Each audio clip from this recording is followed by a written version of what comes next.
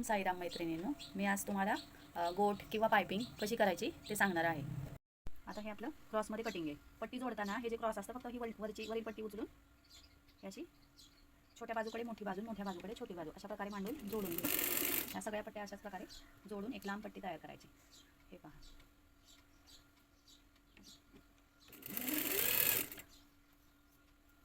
हे जे क्रॉस आहे फक्त वरची पट्टी उचलून उलटी करायची. आता मी डबलचा कोट करणार आहे. आता ही आपली 1.25 इंचाची पट्टी आहे. ही पट्टी अशा प्रकारे जोडून घेतलेली आहे. डबल धरूनच कापड लावायचं. मी हे थोडंसं असं पुढे सोडते म्हणजे कोट करताना हे दुमडायचं. आणि पट्टी लावताना पण हलक्या हाताने, अजिबात पट्टीला पण ओढायचं नाही आणि गळा पण ओढायचा नाही.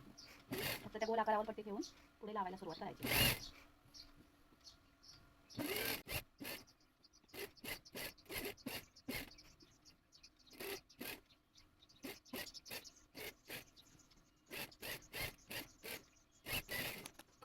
पट्टी लावल्यानंतर हे जे आतलं शिलाई माया आहे, जिथं जिथं जाड येतं, इथं काजबटन पट्टी, जिथं आपण कटोरी किंवा प्रिन्सेसचा असेल, प्रिन्सेसचं नाही आहे पण कटोरीचा इथला भाग येतो तो कट करायचा.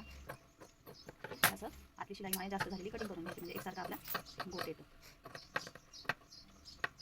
जर मी दाखवल्याप्रमाणे जर तुम्ही गोट केला तर अगदी छान चुकत नाही, काही नाही.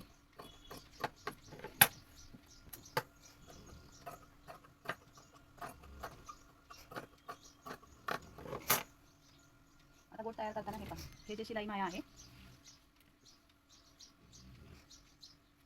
ही शिलाई माया इकडेच घ्यायची पट्टीच्या बाजूला आणि ही पट्टी वरून टाकायची. हे जे पुढे आपण सोडलेलं आहे त्या आतमध्ये उमलून घ्यायचं. आणि हे बघा, ही पट्टी आणि ही पट्टी आपण शिलाई माया ही असं एकाच बाजूला घ्यायचं आणि नुसतं दुमडायचं. हे आतमध्ये, हे बघा, हे आतमध्ये गेल्यामुळं तिथं असं छान गोल पोट तयार होतं. आणि मग या खाचेत शिलाई मारायची. हे बघा, अंगठ्याने बरोबर हे कापड इकडे घ्यायचं आणि ही पट्टी वर लावायची. थोडंसं हलक्या हाताने इकडे ओढून धरायचं म्हणजे हा गोटला बरोबर गोलपणा येतो. आणि खाचेत शिलाई मारायची आणि हलके थोडंच करायचं. खूप एकदम गोट तयार करायचा नाही, अगदी 1-2 इंचाचा तयार करून.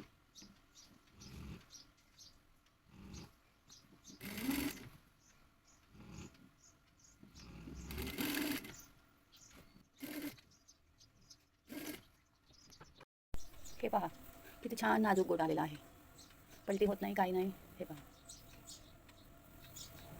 हा पुढील भाग. अशा प्रकारे गोट केला तर कधीच चुकत नाही.